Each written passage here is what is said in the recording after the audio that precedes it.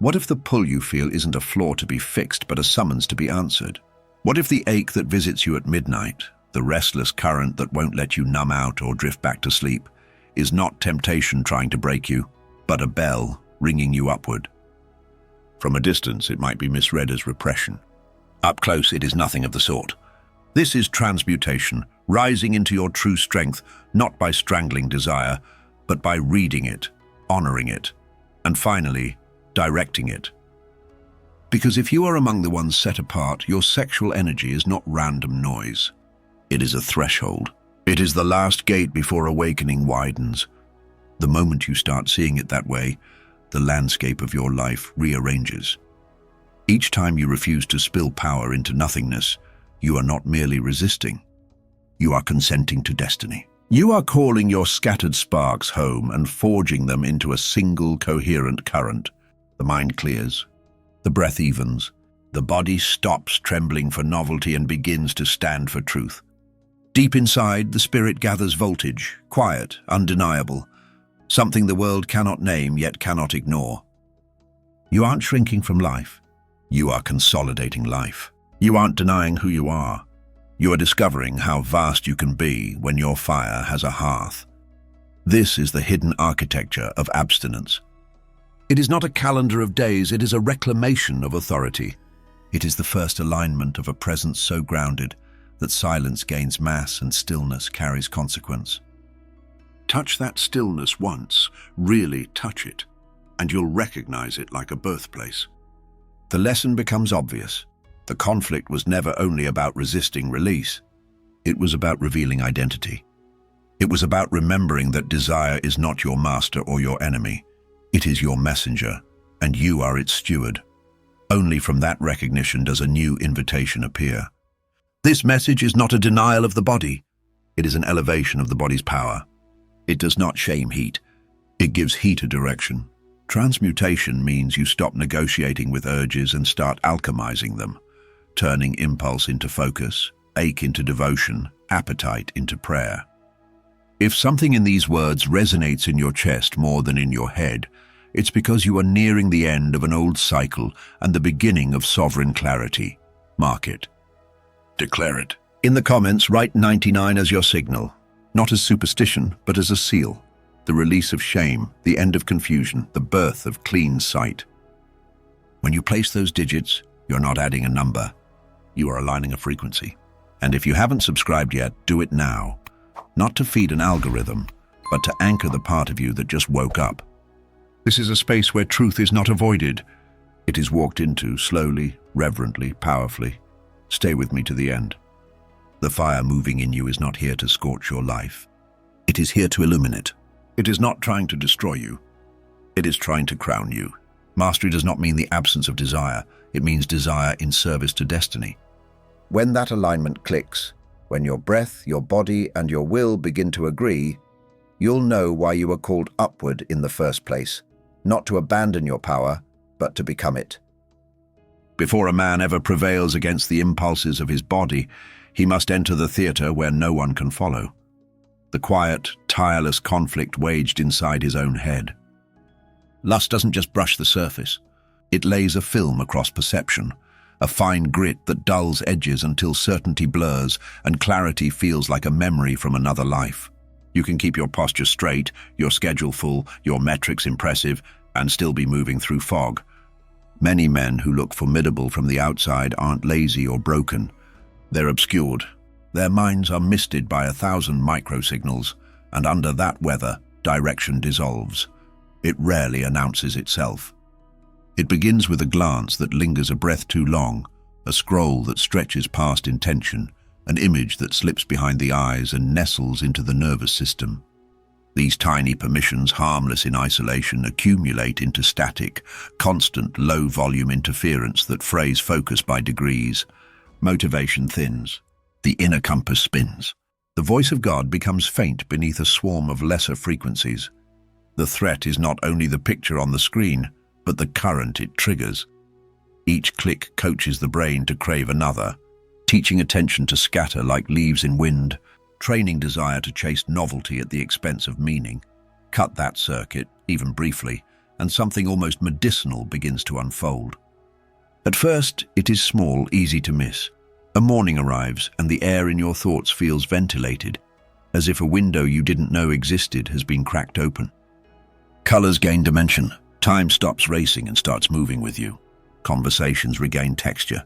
You notice subtext without effort. The mind, so long overstimulated, remembers what it's like to be sharp rather than merely busy. Then the deeper shift comes. Ideas appear that aren't borrowed echoes but blueprints with weight. Connections form across your story that once seemed random. Closed doors reveal themselves as protection. Detours map to timing. Even pain displays a logic, a pattern of redirection rather than punishment. The puzzle pieces you kept shoving into wrong corners begin to click with an audible rightness. This is not motivational noise. It's the return of pattern recognition after months or years of static. With clarity comes a new kind of sight. Intentions grow transparent. Manipulation loses its magic. The habits that once cuffed your wrists reveal their seams and cannot pretend to be freedom anymore. You step around old traps without theatre or tension, the way a man steps over a puddle he sees in daylight.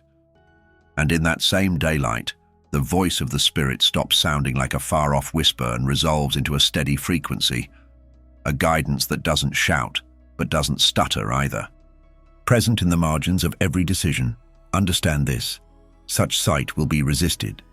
Entire economies thrive on your distraction. Machinery built to monetize your attention cannot survive a mind that watches rather than wanders. A man who has retrained his appetites cannot be steered by cheap prizes or hidden strings. Language has a word for him older than influencer or hustler. Seer, one who discerns beneath the costume of appearances, who moves with an inward assurance that destabilizes counterfeit power. This is the invisible war of the mind, the contested ground where narratives are selected. Desires are educated, and futures are chosen long before behavior makes them visible. Win it, and the body falls into alignment. Lose it, and every physical victory is rented, not owned. Guard your headspace as consecrated territory. Curate inputs, interrupt loops, fast from the frictionless, until your attention belongs to you again. Do this long enough and you will become more than disciplined. You will be hazardous to darkness, a presence that gives chaos fewer places to hide because your gaze no longer negotiates with fog. Clarity is only the threshold. Once a man punctures the fog and repossesses his thought life, something older and weightier begins to gather, a species of authority that cannot be taught, only tempered. It is the quiet strength heaven acknowledges, the weight that enters a room before language, the intangible density that alters an atmosphere without announcement. In the spiritual order, there are no shortcuts and no crowns without crosses. Titles mean nothing without trials. Every hidden victory, every night of silent refusal, every hour you chose alignment over appetite is a brick in a foundation that will not shake. When a man lays down the most primal part of himself, not because he's coerced, watched, or rewarded, but because he chooses to, he becomes more than disciplined. He becomes marked. Purity decisions are recorded, not on paper, but in eternity. The unseen world takes note. Angels recognize the resonance of consecration, and darkness recognizes the missing scent of compromise. This is not the leverage of charisma or charm. It cannot be borrowed from mentors, purchased with money, or engineered with clever words. Applause does not mint it, talent does not secure it, image cannot counterfeit it. Heaven moves for one reason alone: sacrifice.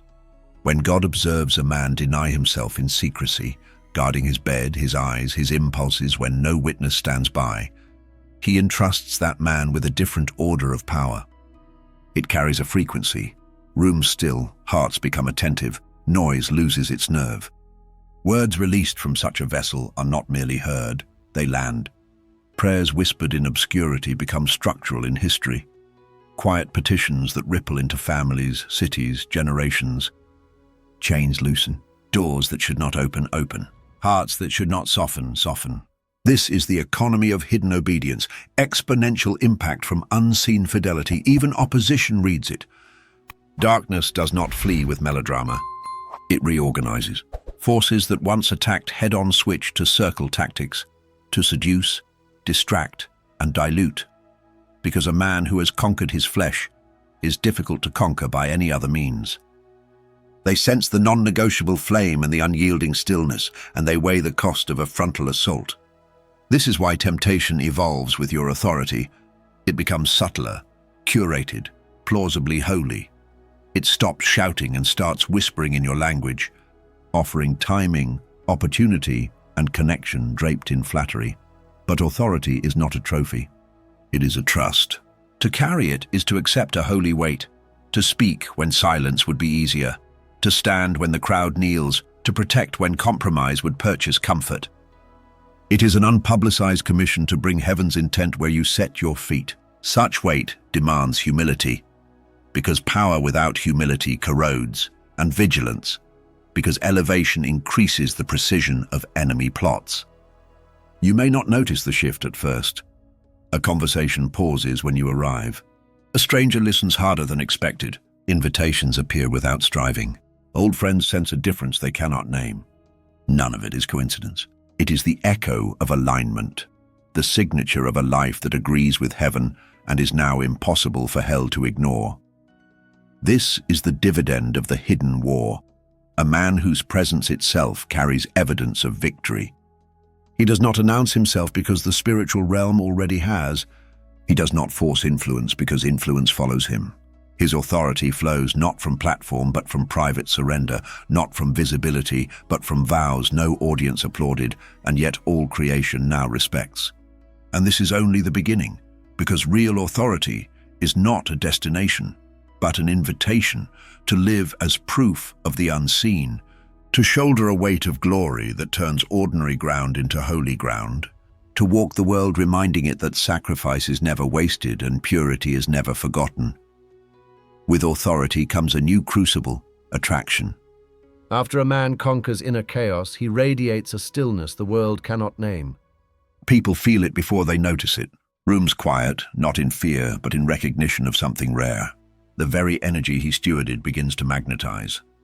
Women perceive it first, not always as conscious desire, but as an instinctive curiosity towards steadiness that feels both ancient and vividly alive, a gravity that asks no permission yet commands respect. This magnetism is not a reward. It is refining fire. The spirits that once whispered through screens now walk in with perfume and conversation. Since you no longer bow to pixels and impulse, they pivot strategy. They will not tempt your eyes so much as court your confidence. They will tell you you've earned a little pleasure, that discipline implies entitlement to indulgence. They will arrive as admiration, sudden chemistry, even divine alignments. Here discernment becomes your blade. Not every luminous presence is a blessing. Not every open path is God's door. Some openings are ornate traps, crafted with exquisite patience to mimic providence. The nearer you move to purpose, the more meticulously the counterfeit is fabricated. The difference between covenant ally and charming detour is rarely visible at first glance. It reveals itself to the spirit that listens longer than it speaks.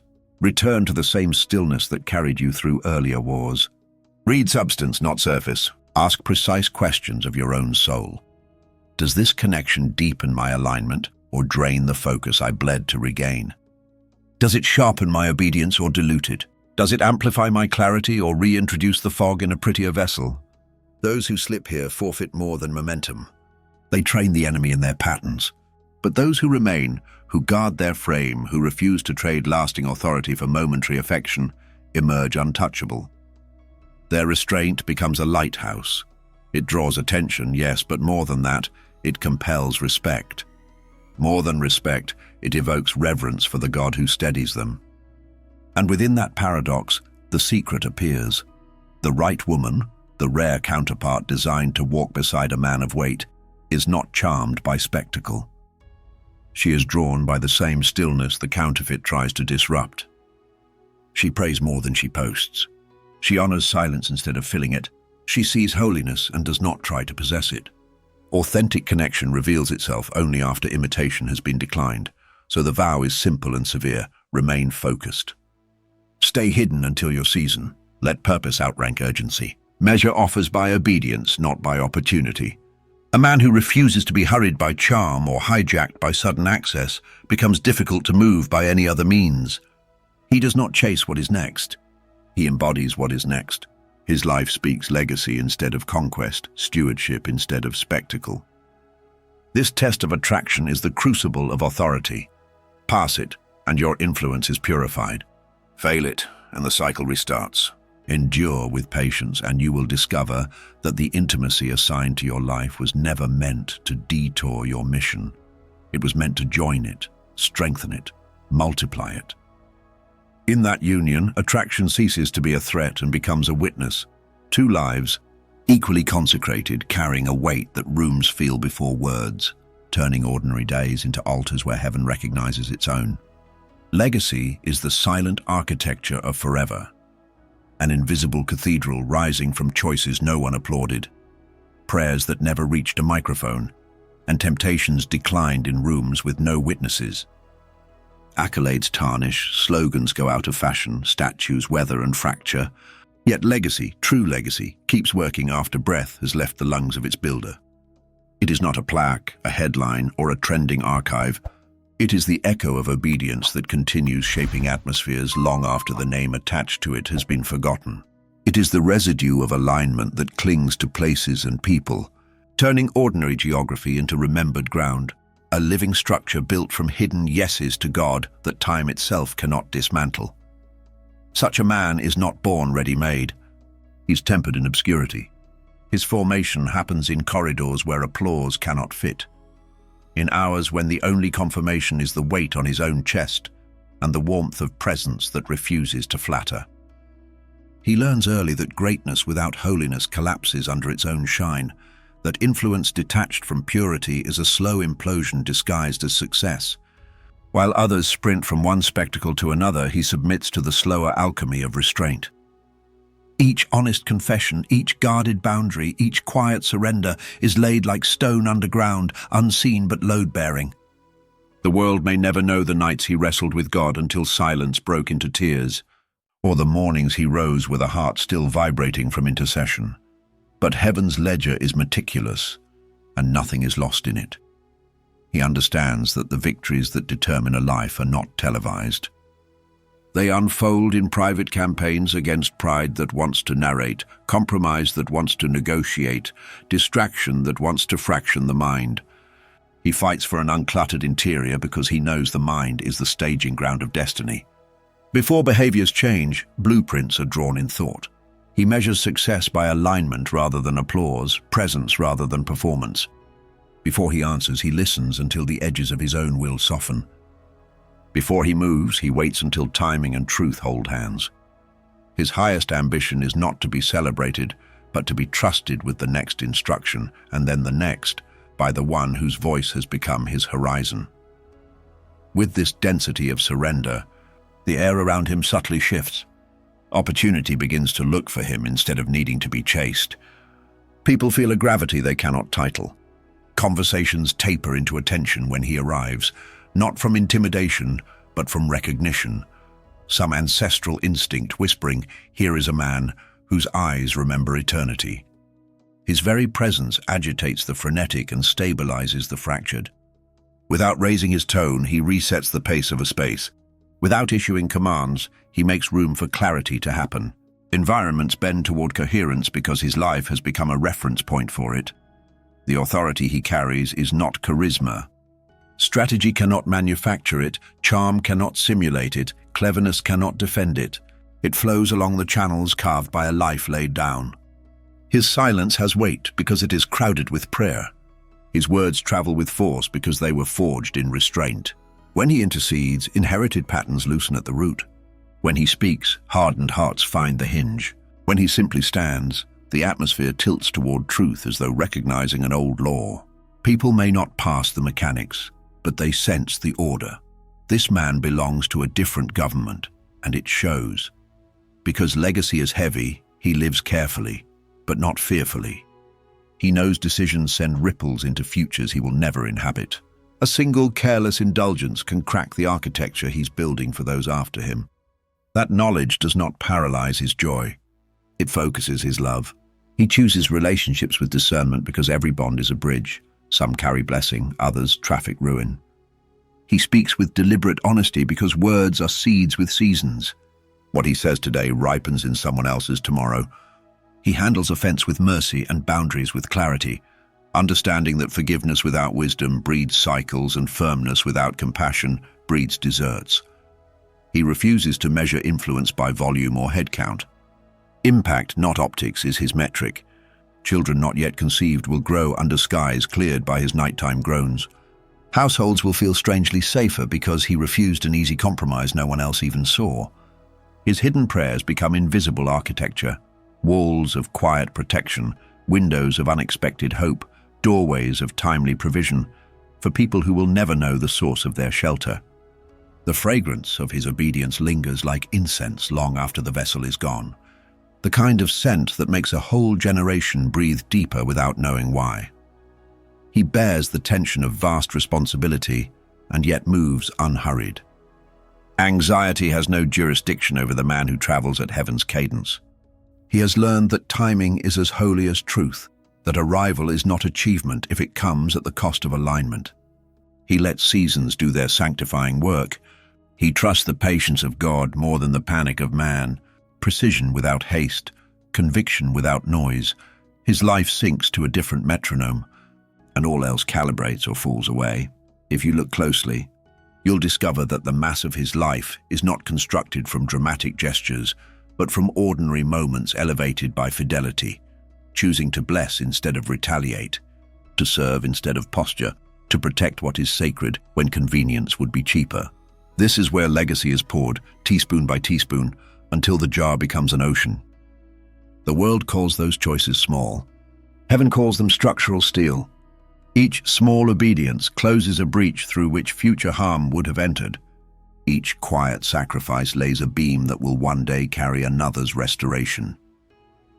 He knows intimacy, whether with God, with purpose, or with those entrusted to his care, cannot be rushed. He rejects the myth that legacy equals assets. He invests in atmosphere, wisdom weatherproofed by testing, character that outlasts pressure, a faith that does not dress up for company. His sons and daughters, by blood and by spirit, inherit not just lessons, but a liturgy of living, a table where prayer has a chair, a home where clarity is normal, a lineage where sacrifice is not loss but language. He leaves more than resources. He leaves a rhythm. He does not broadcast his reach or announce his rank. Legacy is never self-proclaimed. Time becomes its witness and heaven its seal. Cities seem quieter beneath his step. Patterns break in the rooms where he whispers counsel. Hearts find their alignment in conversations that never make a reel. He is proof that one surrendered life can reroute the tributaries of families, recalibrate neighborhoods, and nudge nations toward mercy. Yet he stays low. He remembers the winters of loneliness. The week's temptation roared like blood. The day's obedience felt like dying. Those memories keep him near the ground where grace grows. Authority in his story is never entitlement. It is the interest paid on old surrender. This is the man who carries legacy, the chosen carrier whose private victories mature into public mercies, whose devotion becomes a map for travelers not yet born. His life argues against the lie that purity is subtraction. It testifies that sacrifice is compounding gain. He demonstrates that a heart in covenant with the divine can etch lines into history that darkness cannot erase. His story does not merely inspire the present. It drafts an invitation for the future. Your quiet obedience counts. Your unseen faithfulness holds. Your daily choices are scaffolding for sanctuaries you may never personally step into. And when he finally leaves the world, there may be no bronze likeness or marble tribute, but daughters and sons will pray with an ease they did not earn. Streets will feel fractionally kinder, households will hold when storms come, and some corner of the earth will be measurably brighter because he once walked there. Legacy, true legacy, continues like a bell that does not stop ringing, a resonance that refuses to fade, a rumor of heaven that lingers where he lived. He becomes, in the end, what he practiced all along, a shelter others can rest under, a lighthouse for the disoriented, a sentence in the long chapter of redemption that no vandal can blot out. his breath gone, his impact still speaking, his echo still building, his yes still opening doors generations will walk through as though they had always been there. Power does not remain simply because it woke up once. It remains because it is faithfully stewarded day after day. Many begin with a blaze and end with smoke, not for lack of calling, but for lack of cadence. Authority is not a moment, it is a metronome. The next 90 days are not a countdown to self-congratulation. They're a covenant with purpose. Picture a mountain road, not brutal enough to break you on a single climb, but winding and relentless enough to test intention at every turn. Each day becomes a step, each step a liturgy, each liturgy a brick mortared into the cathedral of your future. You are not sprinting to a finish line. You are laying rails for a life that can carry weight without wobbling. The ascent begins with time, the only currency you can never earn back. If desire once purchased your minutes at a discount, purpose must redeem them at full price. Choose an hour not for convenience but for consecration, early enough that the world has not yet remembered its noise and your spirit can still hear. Guard this hour like a threshold every day must cross. Enter without chatter, arrive with breath. Let the first voice you hear be the one who called you. Read slowly until meaning touches marrow. Pray plainly until your honesty outpaces your eloquence. Sit in silence without trying to perform stillness for God. He is not moved by choreography but by presence. In that quiet, let scaffolding be rebuilt where corrosion once ate through beams. Attention resoldered to truth. Appetite reordered by awe. Then set boundaries generous enough to live within, yet narrow enough to keep you from the edge. Boundaries are not bunkers against life. They are guardrails on a high bridge that refuses to let you trade vistas for velocity. Decide in the light what your eyes will and will not consume before the day invites you to renegotiate in the dark. Replace soft wishes with hard lines. Which apps leave your phone for this season? Which sites are blocked without a back door? Which hours your phone sleeps in another room? Which conversations you will not sponsor with your attention? Make agreements with your future self while your present self is still sober. Weak moments do not invalidate strong covenants. They verify why the covenant was needed. Build holy habits like sentries at your gates, beginning with the body, not as an adversary to be subdued, but as an ally to be redeemed. Move every day. Choose a practice that trains endurance without enthroning aesthetics. A walk that becomes prayer on foot. A run that turns into repentance in motion. Resistance work that tutors the soul to push against invisible weight when no one is cheering. Treat sleep as strategy won the evening before. Curate the hours when willpower is weakest. Make your room an altar of rest rather than a theater of distraction. Your pillow can become either an anvil, where the mind is hammered by temptation, or a sanctuary where the nervous system relearns peace. The difference is decided by ritual, not luck. Now govern attention. The mind is a field where seeds do not ask permission to land. If you do not sow truth on schedule, weeds volunteer without fail. Establish a rhythm of scripture and straight talk that outruns the world's propaganda. Learn to speak to your soul without flattery and without cruelty, replacing vague shame with precise confession and self-contempt with holy candor.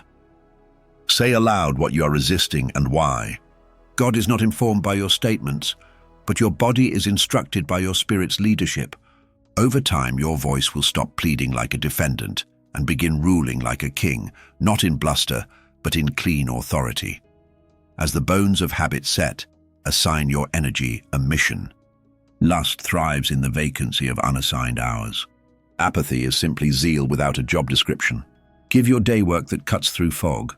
Build something tangible with your hands so your strength has a place to land. Study deeply so your mind learns endurance. Mentor quietly so your experience becomes multiplication rather than memorabilia. When energy stops leaking into the void, it demands a vessel. Give it craft that requires patience, precision, and humility. The tree of legacy grows from small repeated obediences no algorithm praises, drafts revised, calls returned, promises kept, tools cleaned, notes organized, prayers logged, practice holy substitutions. Because the human heart cannot live on no alone. It requires a better yes. When weather rises in your chemistry, do not merely endure, redirect. Cold water across the face, open sky across the lungs, 10 minutes of push-ups until the body remembers it belongs to a mission. A journal entry that pins desire to language, worship until biochemistry shifts. A call to a brother who listens without spectacle and speaks without theatre. Lust wants isolation and urgency. You disarm it with connection and time. Pre-design these substitutions so you reach for them by reflex, the way a trained hand finds a tool in the dark. Surround yourself with quiet accountability, not performative confession or gossip disguised as honesty, but the steady presence of men who keep their word. Choose one or two whose eyes carry truth without contempt. Agree on simple signals, a daily check-in with a number, a one-line clear or clouded, a weekly call focused on formation rather than the forensic retelling of failure. Accountability is not a courthouse where sentences are handed down. It is a carpenter's bench, where edges are sanded and joints are strengthened so the structure can bear more life. Expect resistance and plan for it like predictable weather fronts. Around day 7, boredom will tap the window. Around day 21, old patterns will petition your nerves for readmission. Around day 40, a surge of false invincibility will invite carelessness. Around day 60, fatigue will dress up as balance. Around day 80, the enemy will stop shouting and begin negotiating in your dialect. Write these mile markers where your eyes cannot avoid them. When they arrive, call each by its true name. Nothing loses power faster than a disguised pattern spoken into light. Let your speech mature as your authority matures. A man who guards his seed must guard his sentences.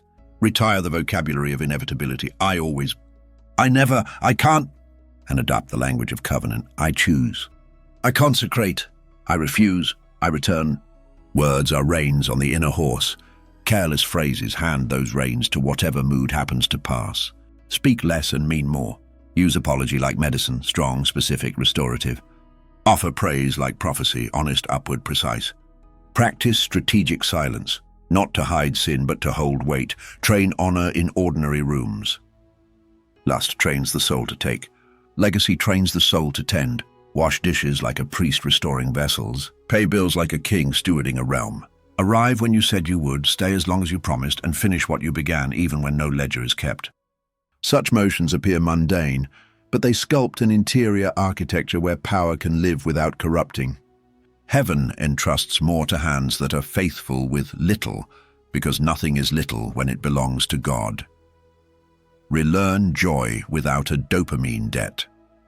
Re-educate the senses to delight in clean gifts. Food taken slowly and shared. Laughter that does not leave a bruise. Music that lifts without hijacking. Work well done. A sunset that asks for nothing but attention. Joy is not garnish. It is resistance. A man who knows how to receive wholesome joy is far more difficult to bait with counterfeits. His palate changes, his thresholds rise, his hunger remembers its home. Finally, draft a rule of life for this 90-day season. 2 pages at most, clear enough to keep and flexible enough to adapt. Name your waking time and your winding down time. Name your inputs and your abstentions. Name your daily reading, your weekly solitude, your monthly audit with a trusted brother. Name the one work focus that must move forward and the one service focus that keeps your strength generous, along with the boundary that prevents either from eating your soul. Review this rule every 7 days. Adjust not to dilute conviction but to sharpen obedience. A rule is not a cage. It is a trellis where strength can climb without strangling itself. At day 90, do not throw a parade for your willpower. Lay your crown where it belongs. Give back the glory to the one who led you up the switchbacks one ordinary step at a time. Then quietly and stubbornly keep walking. The goal was never a date circled on a calendar. It was a name written into bone, faithful. Faithful men do not retire from consecration. They deepen it. The flame you carry now is not pyrotechnics for public moments. It is hearthfire, steady, generous, warm, and stubbornly hard to extinguish, around which someday a family or a community will gather and say, "Here is where our story began to change." The mountain altered you, but it is the valley that will disclose what truly changed. Transformation is authenticated not by singular heroic flashes, but by the ordinary hours no soundtrack celebrates. the kitchen sink moments where no eyes watch and no applause waits. After consecration comes integration, letting what God formed within you reformat how you move among people. Holiness is not retreat from life. It is re-entry, cleaner in motive, clearer in mind, kinder in tone, steadier in pace. The test is simple and relentless. Can your private flame translate into public gentleness? Can the gravity you found alone with God become patience with a co-worker, tenderness with a child, integrity with money, mercy with an enemy?